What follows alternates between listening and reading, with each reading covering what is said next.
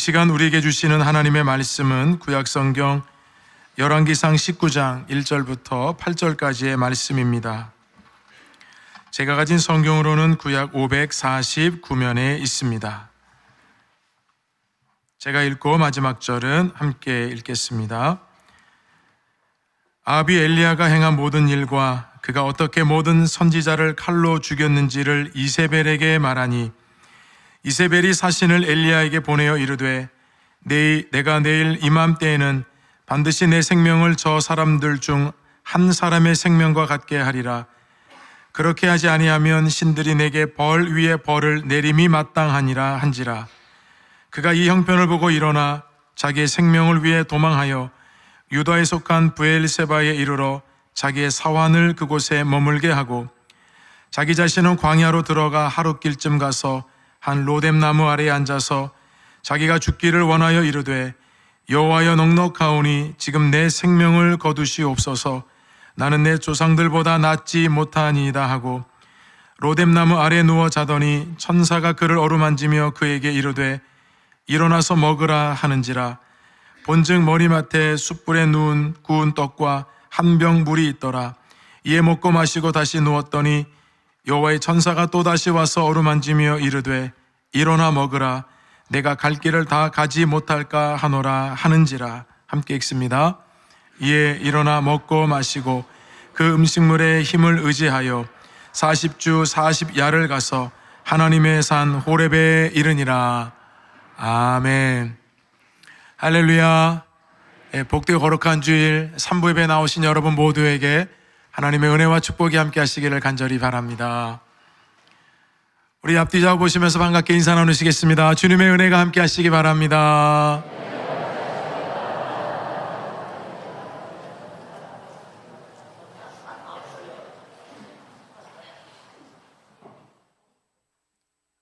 삶이 뜻대로 안 될 때라고 하는 책이 있습니다. 책은 제가 제목에 참 많이 제목 자체가 위로가 되어서 좀 읽게 되었고요. 아마도 이 책 제목처럼 책을 읽는다면 이런 책을 좀 읽고 싶다 하는 분들도 있으리라 생각을 합니다. 이 책에서는 우리의 삶을 수시로 흔드는 네 가지를 스스로 진단하는 법을 알려줍니다. 그 네 가지는 낙심과 분노, 피로와 불안입니다. 낙심, 이럴 줄은 몰랐어. 분노, 이제 못 참아. 피로, 지칠 대로 지쳤어. 불안, 어떻게 할지 모르겠어. 삶이 뜻대로 되지 않을 때 나타나는 현상들입니다. 이처럼 삶이 힘들고 다른 어떤 방법도 통하지 않을 때 저자는 예수님께서 하셨던 말씀 한 구절을 반드시 기억하라 합니다. 그 말씀이 요한복음 15장에서 말씀하신 나는 포도나무요 너희는 가지라 라는 말씀입니다. 끝까지 예수님께 가지로 붙어 있어야 한다는 것을, 그 말씀을 기억해야 한다는 겁니다.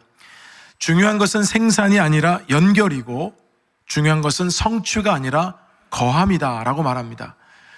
누구와 연결되어 있느냐에 따라서 결과가 달라진다는 겁니다. 삶이 뜻대로 안 되고 불확실한 세상 속에서 예수님과 깊이 연결되는 것보다 중요한 것이 없고 그 연결이 바로 낙심과 분노, 피로와 불안을 이겨내게 될 수 있다는 것입니다. 오늘 예배드린 여러분 모두가 말씀 가운데 역사하시는 주님과 깊이 연결될 수 있기를 주님의 이름으로 축원드립니다. 우리는 지난 주일에 엘리야가 바알과 아세라 선지자 850명과 갈멜산에서 영적인 대결을 통해서 하나님께서 엘리야를 통해서 이루시는 그 놀라운 역사 현장을 함께 말씀을 통해 나누었습니다. 바알 숭배자들은 하루 종일 아침부터 저녁까지 아무리 바알의 이름을 불러도 응답이 없었지만 엘리야 선지자가 하나님께 구했을 때 놀랍게도 하늘에서 불이 떨어져서 모든 백성들이 하나님 앞에 엎드려서 여호와가 하나님이십니다라는 고백을 하게 되었습니다.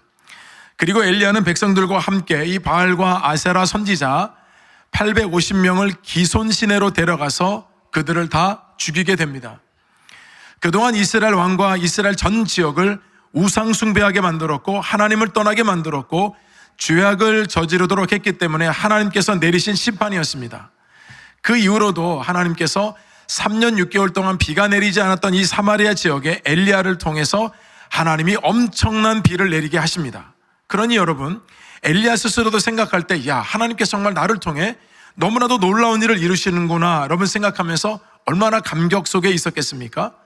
반면에 아합이라는 왕을 생각해 보면 매우 두렵고 떨렸을 것입니다. 엘리야보다도 엘리야를 통해 역사하시는 하나님 때문에 굉장히 두려웠을 것입니다. 그러나 아합 왕은 자신이 할 수 있는 것이 아무것도 없었습니다. 850명을 내세웠지만 엘리야 선지자 한 명에게 정말 영적으로 패하고 모든 사람이 한순간에 죽었습니다. 여러분, 이 일을 통해서 이 아합이 이제 갈멜산에서 자기 아내가 있는 왕궁으로 돌아갔겠죠. 돌아가서 자기 아내 이세벨에게 이 모든 되어진 일을 다 알립니다. 엘리야는 선지자가 이렇게 행했고 이렇게 함으로 인해서 850명이 기손신에서 다 죽었다. 여러분, 그렇게 얘기를 했습니다. 이 아내 이세벨이 여러분 이 얘기를 다 들었잖아요. 850명의 이 바알과 아세라 선지자들을 데려온 장본인이 이세벨이었습니다. 그들을 비호해주고 그들과 함께 지냈던 사람이 바로 이세벨이었습니다. 그런데 그 850명이 다 여러분 죽었다는 것을 여러분 상상이라도 하겠습니까? 그러니 아마도 이세벨 마음속에는 하나님의 권능과 역사, 더불어서 이 엘리야 선지자에 대한 엄청난 분노와 적개심과 증오심이 여러분 있지 않았겠습니까? 뭔가 이 상황에서 돌파구를 찾았을 것이고 반드시 내가 저 엘리야를 가만두지 않겠다라는 마음이 당연히 있었을 것입니다. 그래서 여러분 이 이세벨이 한 사신을 엘리야 선지자에게 보냅니다. 자, 어떤 내용을 전하고 있는지 우리 본문 말씀 2절 함께 읽어보겠습니다. 이세벨이 사신을 엘리야에게 보내어 이르되 내가 내일 이맘때에는 반드시 내 생명을 저 사람들 중 한 사람의 생명과 같게 하리라. 그렇게 하지 아니하면 신들이 내게 벌 위에 벌을 내림이 마땅하니라 한지라. 첫 번째 중요한 교훈은 두려움은 작게, 믿음은 크게 해야 한다는 것입니다. 여러분, 이세벨은 악한 여인입니다. 왜 악하냐면 이스라엘 전역을 우상 숭배로 물들여 놓은 장본인이기 때문입니다. 그러나 여러분, 이 이세벨이 악함을 버리지 않았습니다. 이런 상황 가운데서도 오직 저 엘리야 한 사람에 대한 적개심과 분노심을 가지고 사신을 보내게 됩니다. 원래 여러분 정말로 이 엘리야에게 복수를 하려고 했다고 한다면 적어도 자신이 군대를 이끌고 엘리야에게 갔겠죠. 엘리야는 한 명이잖아요. 아니면 아무도 몰래 자객을 보내서 엘리야를 처단할 수도 있었을 겁니다. 그런데 자기 말을 담아서 사신을 보냅니다. 사신이 전했던 내용이 뭐냐면 내가 내일 이맘때에는 반드시 너의 생명을 저 죽은 사람들과 같이 할 것이다. 그렇지 않으면 신들이 내게 벌 위에 벌을 내릴 것이다. 여러분, 사실은 이 여인이 우상숭배자고 그리고 신을 섬겨서 그런지 아주 이 맹세도 유치합니다. 사실 여러분 지금 사신을 보냈던 얘기는 엘리야를 죽일 마음이 없는 겁니다. 그냥 겁을 주기 위함이에요. 그리고 이미 바알, 아세라 숭배자도 다 죽었습니다. 바알은 아무런 응답도 없었습니다. 누가 여러분 자기에게 벌을 내리겠습니까? 터무니없는 얘기죠. 여러분, 이런 것을 사신에게 전했던 이야기는 이세벨이 두려웠다는 뜻입니다. 자, 그런데 여러분, 사신을 통해 이 이야기를 전해 들은 엘리야 선지자는 어떻게 반응을 할까요? 우리 본문 3절과 4절 함께 읽어보겠습니다. 그가 이 형편을 보고 일어나 자기의 생명을 위해 도망하여 유다에 속한 브엘세바에 이르러 자기의 사환을 그곳에 머물게 하고 자기 자신은 광야로 들어가 하룻길쯤 가서 한 로뎀나무 아래에 앉아서 자기가 죽기를 원하여 이르되 여호와여 넉넉하오니 지금 내 생명을 거두시옵소서. 나는 내 조상들보다 낫지 못하니이다 하고. 여러분, 이건 도대체 무슨 상황입니까? 지금 850명과 영적인 전투에서 이겼고 그를 통해서 3년 6개월 동안 비가 내리지 않았고 그를 통해서 하나님이 엄청난 비를 내리시는 그런 역사를 조금 전에 경험했는데 이세벨의 말 한마디에 모든 것이 무너져서 자기의 형편을 보고 자기 생명을 위해서 도망갔다는 겁니다. 브엘세바까지 도망을 가서 그곳에서도 하루길이나 더 들어가는 광야에 가서 로뎀나무 아래에 앉아서 하나님께 죽기를 청하고 있는 장면입니다. 갈멜산에서 브엘세바까지는 약 200km입니다. 저는 여러분들이 이미 안 놀라실 줄 알고 거리 계산을 했습니다. 저희 교회에서 200km가 어느 정도일까? 대전을 지나서 익산시청까지가 211km입니다. 굉장히 먼 거리죠. 걸어간다고 여러분 생각해 보세요. 도주하듯이 여러분 도망간 곳이 바로 브엘세바였습니다. 형편을 보고라고 여러분 말씀을 번역을 했는데 도대체 무슨 형편을 봤다는 겁니까? 다른 번역에 보면 이렇게 번역을 했습니다. 그가 두려워했다. 공동 번역에도 보면 그가 두려워 떨며라고 번역을 했습니다. 엘리야가 형편을 봤다는 얘기는 지금 너무나도 두렵고 떨려서 결국은 자신의 생명을 위해서 도망을 쳤다는 뜻입니다. 여러분 이해가 되세요? 이와 같이 엄청난 일을 지금 경험한, 눈으로 본 것도 아니고 자신을 통해 이루어진 일입니다. 그 경험했던 이 엘리야가 지금 로뎀나무까지 가서 200km나 가서 그곳에서 죽기를 여러분 지금 강구하고 있지 않습니까? 여러분 엘리야의 마음을 좀 이해하는 차원에서 해석을 해보자면 이렇습니다. 850명이 죽었습니다. 하늘에서 기도할 때 불이 떨어졌습니다. 비가 내렸습니다. 엄청난 역사를 모든 백성들이 보는 가운데서 이루어졌습니다. 자, 그러면 여러분, 저와 여러분이 엘리야라고 한다면 그 다음 장면은 어떤 장면이 돼야 하겠습니까? 엘리야가 뭘 기대하겠습니까? 이 정도 됐으면 적어도 아합 왕과 이세벨이 자기 앞에서 무릎을 꿇어야죠. 아니면 적어도 야, 정말 저 엘리야는 위대한 선지자구나, 우리가 잘못 봤구나, 여러분 이렇게 인정해야 되지 않습니까? 그런데 상황은 정반대인 겁니다. 이세벨이 죽이겠다는 겁니다. 결국 여러분 엘리야가 가지고 있는 두려움은 내가 원하는 상황과 장면으로 이어지지 않았기 때문에 찾아온 겁니다. 여러분 우리 이럴 때 많이 있습니다. 여러분들이 하나님 앞에 간절한 마음으로 부르짖는 기도 제목이 있으실 때가 있죠. 정말 하나님께 믿음을 보이기 위해서 열심히 섬기면서 교회 생활할 때가 있습니다. 여러분들이 그렇게 기도하고 믿음 생활할 때 여러분들이 그리는 장면이 있습니다. 내가 이렇게 하면 하나님께서 이렇게 열어주실 것이라는 상상을 하게 되죠. 그런데 그렇게 되지 않았을 때, 그런 장면이 펼쳐지지 않았을 때 우리는 낙심하게 됩니다. 내가 원하고 바라는 대로 진행이 되지 않기 때문입니다. 사실 여러분 이세벨이 이렇게 죽이겠다고 했지만 절대 이 엘리야를 죽이지 못하는 두 가지 이유가 있습니다. 첫 번째는 하늘에서 불이 떨어지는 걸 보면서 백성들이 여호와 하나님, 그 하나님만이 능력의 하나님이라는 것을 여러분 고백할 수밖에 없었어요. 그래서 땅에 다 엎드려서 여호와만이 하나님입니다 고백했습니다. 그 말은 하나님을 따르겠다는 뜻입니다. 모든 백성들의 마음이 이제 엘리야를 향하고 있는데 여러분 이세벨이 어떻게 엘리야를 죽일 수가 있습니까? 두 번째가 더 중요하죠. 하나님이 아직 엘리야를 통해서 이루실 일이 있기 때문에 결코 엘리야는 죽지 않습니다. 그런데 엘리야가 지금 상황에 몰입되니까 자기가 이세벨을 통해서 죽임을 당할 수도 있다는 상상을 하면서 두려움에서 벗어나지 못합니다. 여러분 두려움은 상상을 먹고 자랍니다. 상황을 보면서 계속 상상에 빠지면 결국 두려움만 커지게 됩니다. 그러면 일어나지 않을 일도 내가 결정하게 됩니다. 이세벨이 사신을 통해서 나에게 이 정도 말하면 그럼 내일이면 나 죽이겠다는 거네. 그럼 나는 빨리 도망가야지. 누가 결과를 그렇게 내라고 했습니까? 여러분 성경을 보면 이세벨은 사신을 보낸 것뿐이지 그 다음에 어떤 죽일 계획을 아무것도 가지고 있지 않습니다. 왜냐하면 이세벨도 두려웠기 때문이에요. 두려움은 일어나지 않을 일에 대해서 스스로 결론을 내리게 합니다. 여러분 이것이 지금 엘리야가 빠져있는 상황입니다. 여러분 우리 하나님은 모든 상황을 바꾸실 수 있는 분임을 믿습니다.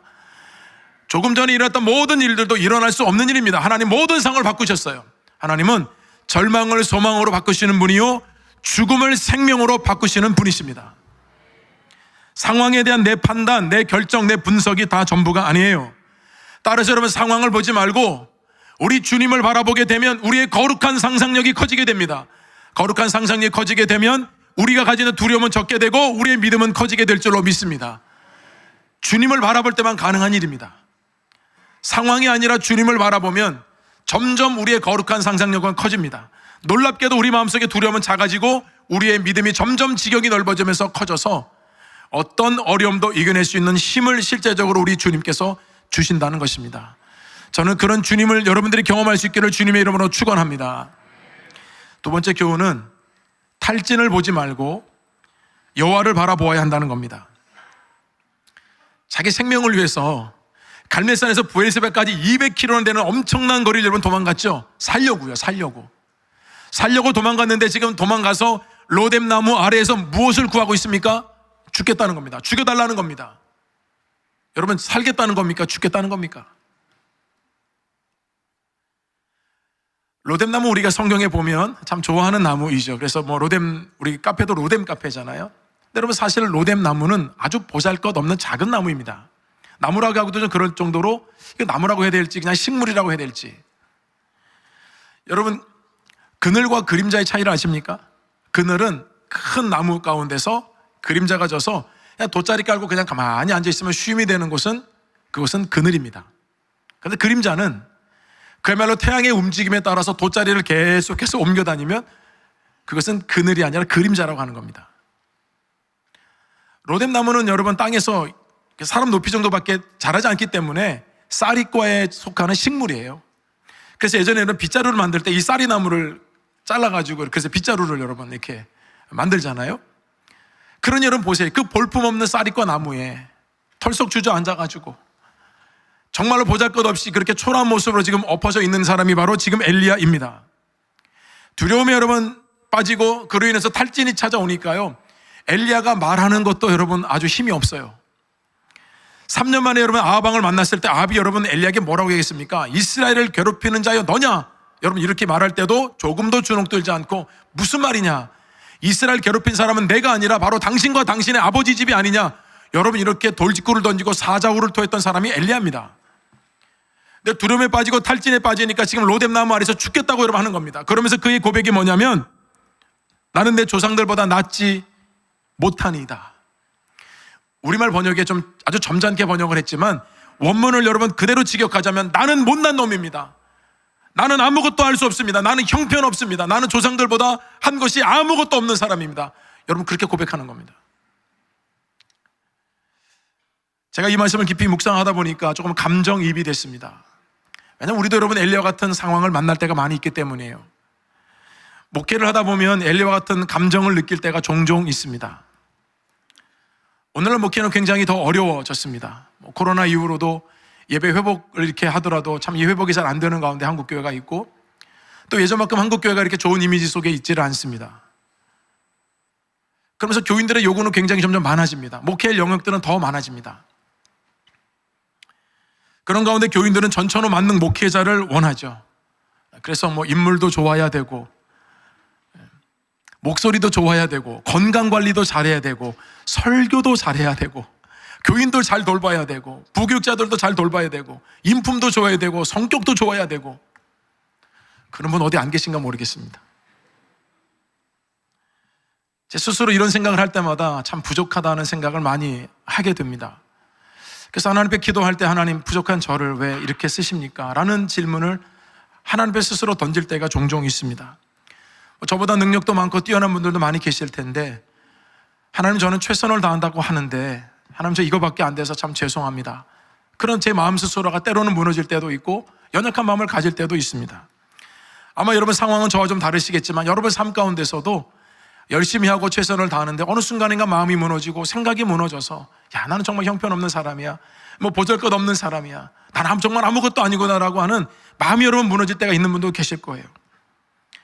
엘리야가 여러분 어떤 선지자입니까? 정말 성경에서 손꼽아라면 꼽을 수 있는 위대한 선지자입니다. 근데 여러분 이런 위대한 선지자도 탈진을 했습니다. 두려웠습니다. 로뎀나무 아래서 죽기를 구하고 있습니다. 근데 성경은 엘리야를 나무라지 않습니다. 이것 자체가 나쁘다거나 잘못된 것이 아니라는 겁니다. 여러분들도 주의 일을 하다 보면 지칠 때가 있습니다. 정말 이른 아침부터 오후까지 예배만 드리는 것이 아니라 참 곳곳에서 봉사하고 수고하는 우리 교우들이 얼마나 많은지 모릅니다.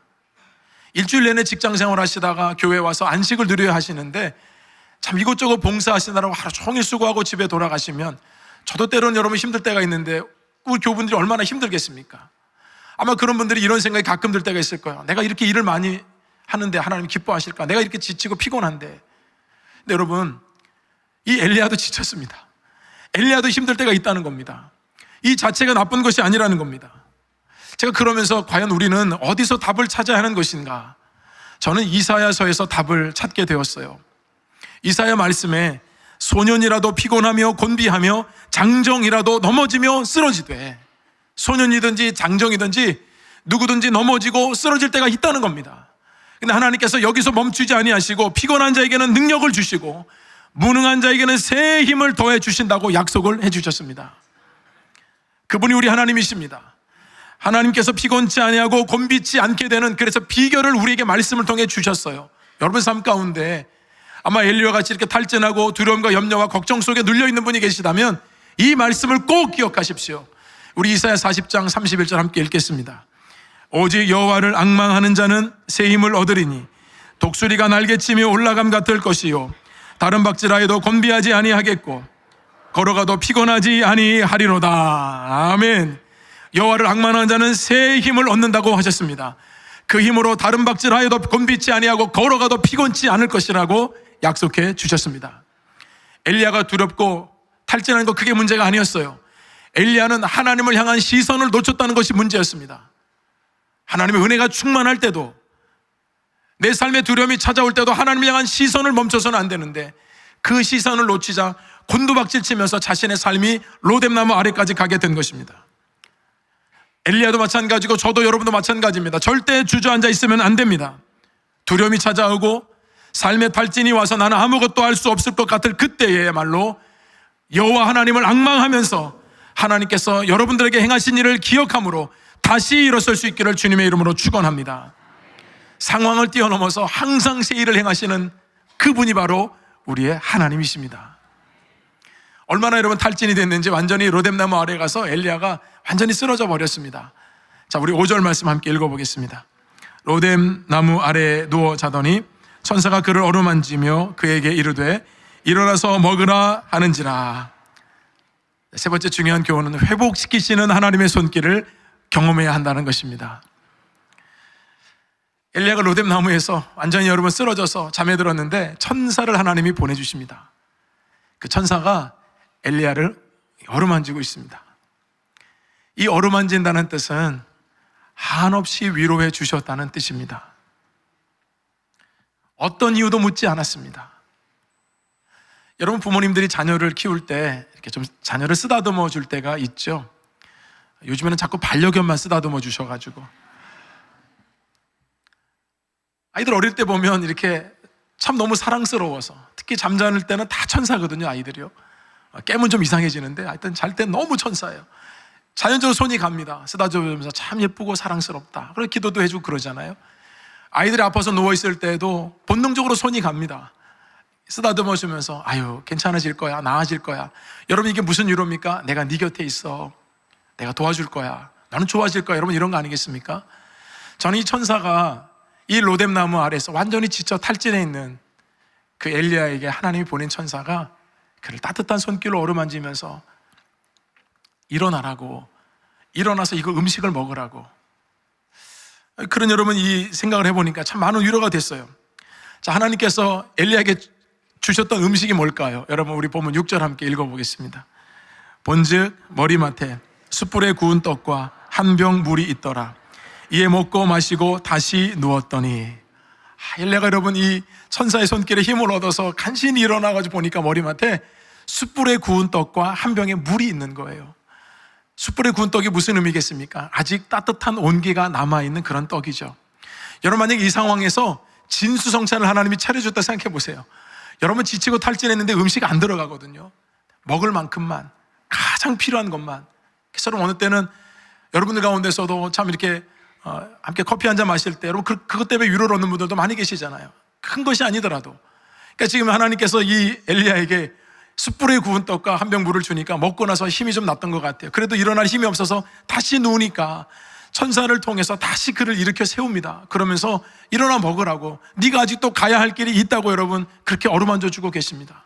전 이 장면 묵상하면서 우리 하나님 온 세계를 창조하시고 온 만물을 운영하고 계시는데 우리 하나님도 얼마나 하실 일이 많으시겠습니까? 그런데 그 저 끝에 그 광야의 네게부에 그 구석통에 들어가서 로뎀나무 아래에서 아무도 있지 않은 그곳에 가서 주저앉아 있는 그 엘리야에게 천사를 보내서 이렇게 따뜻한 음식을 먹여주시면서 위로하고 격려해서 다시 세워주시는 그 하나님의 손길을 생각하면서 참 마음이 얼마나 위로를 얻었는지 모릅니다. 지난 새생명 만나면 할 때 참 많은 분들이 오셔서 예배를 드리셨는데요. 한 분 한 분 오시는 이 과정과 또 이 사연을 참 들어보면서 참 많이 감동도 되고 참 하나님의 섭리가 놀랍다 생각이 들었어요. 지난주 새생명 만나면 날 때 오셨던 분 중에 한 분이 스님이 오셨었습니다. 그것을 제가 이제 알게 되어서 우리 부목사님에게 제가 그분을 좀 만나고 싶어서 이제 어제 교회 좀 오시라고 이제 전화를 드렸어요. 그랬더니 그분께서 큰 목사님이 부르시니까 와야죠 이렇게 해서 오셨어요. 큰 목사님이라고 해서 저를 뜻하시는 것 같은데 아마 절에서는 큰 스님 작은 스님 이러니까 제가 담임 목사니까 아마 큰 목사 이렇게 생각하셨던 것 같아요. 그래서 어제 오셨는데 저는 궁금한 게 여러 가지 있었지만 첫 번째 궁금한 것은 어떻게 우리 교회를 오셨는지가 궁금했고, 두 번째는 그분에게 개인적으로 복음을 전해주고 싶었습니다. 그래서 이제 어제 오시도록 해서 오전에 얘기를 나누었는데, 지금 여러분에게 들려드린 이야기는 그분하고 상의도 했고 여러분들에게 전해도 된다고 해서 여러분에게 전해드립니다. 자, 우리 교회를 어떻게 오셨는가 여러분도 궁금하시죠? 여쭤봤더니 이제 본인이 이렇게 쭉 이야기를 하셨습니다. 저에게 오시기 전에 서울 인근에서, 서울에서 지내셨는데 한 60평 정도 되는 절을 운영하고 계시는 진짜 스님이었습니다. 그런데 이 코로나 때 좀 직격탄을 맞아서 이제 불자들도 잘 안 오고 그래서 결국 이제 그 절을 정리하시고 저희 교회 근처로 이제 오신 겁니다. 근데 이분께서 지하철을 타고 이제 3번 버스를 딱 타셨는데 3번 버스를 그날 딱 탔는데 저희 교회 소개가 이제 그 버스에 붙어 있었던 것 같아요. 거기 이제 제 얼굴도 있고 이제 교회 이름도 있었는데 제 얼굴이 들어가 있는 사진을 보시면서 참 인상이 참 좋으시다 이렇게 생각하셨대요. 근데 이제 여기까지 좋았어요. 근데 이제 두 번째 말씀이 뭐였냐면 인상이 참 좋으시다 그런데 아마 내 나이 또래하고 비슷하다 생각하시면서 한 60대 초반 정도 됐겠구나.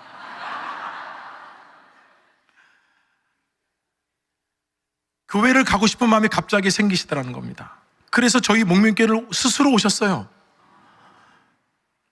그래서 제가 너무 놀래가지고 이제 쭉 본인의 이야기를 들려주시는데, 그렇게 많은 분들이 본인도 목사님도 알고 있고, 또 이분이 여러분 불자 정도가 아니라 본인은 붓다라고 그래요. 붓다. 작은 부처라는 뜻이죠. 그래서 자기는 할머니 때부터 계속해서 이렇게 불심을 가지고 살았고, 그런 건데 교회를 오셨는데 찬양을 부르는 것도 굉장히 마음에 와닿고, 또 이분이 영적으로 예민하신 분이라 설교 말씀도 얼마나 잘 들으셨는지 모릅니다. 그 마음에 변화가 생기셨습니다. 집에는 이미 다 법경도 있고 뭐 다 있지만 교회를 지금 계속 오고 계세요. 아마 지금 3부 예배도 아마 드리고 계신지 모르겠는데, 제가 그분에게 말씀드려서 그분의 스토리를 들으면서 제가 설명을 드렸더니 그분의 어머님이 권사님이셨어요. 불자로 계시다가 늦은 나이에 교회를 이제 가시게 돼서 어머님이 권사까지 되신 거예요. 그러니 여러분 딸이 이미 불자고 여러분 스님이니까 얼마나 딸의 영혼이 안타까우셨겠어요. 그래서 그렇게 아마 또 기도하셨지 않겠습니까? 그래서 저는 만나서 그랬어요. 어머님의 기도가 응답되신 것 같다고. 그 어머니가 평생 아마 천국 가시는 때까지 딸의 영혼을 위해서 얼마나 많이 기도하셨겠느냐고. 자, 그러면서 그분에게 개인적으로 복음을 전했습니다. 이 세상에 진리는 두 개가 있을 수 없고 진리는 하나입니다. 그 진리는 예수 그리스도이십니다.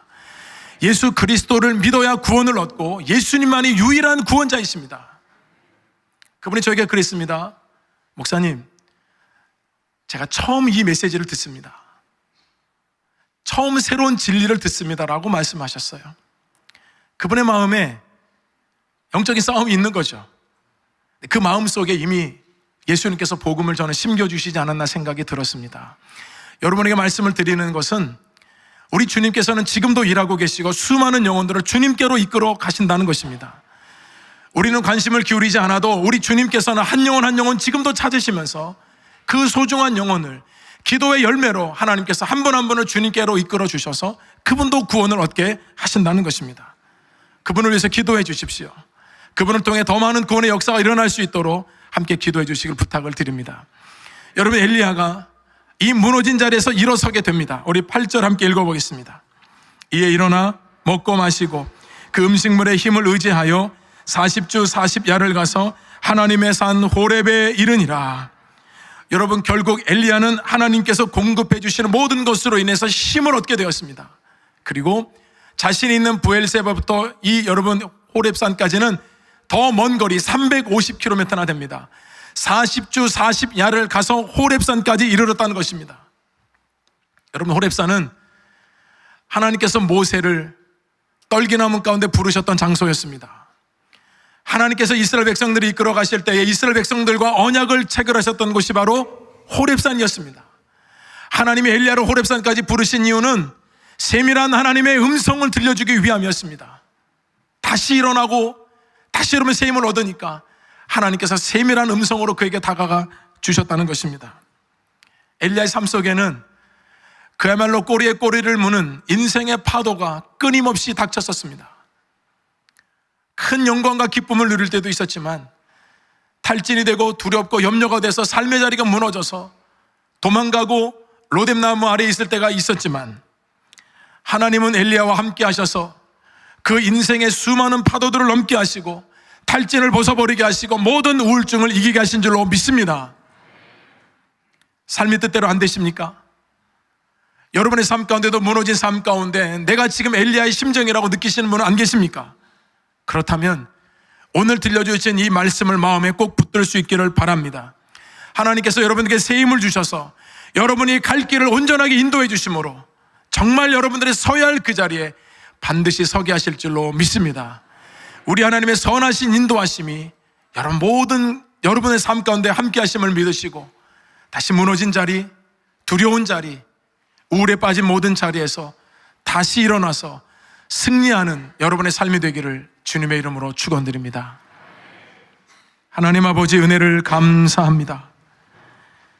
우리 사랑하는 교우분들, 오늘 엘리야와 같은 심정으로 주님 앞에 나온 분들이 있습니다.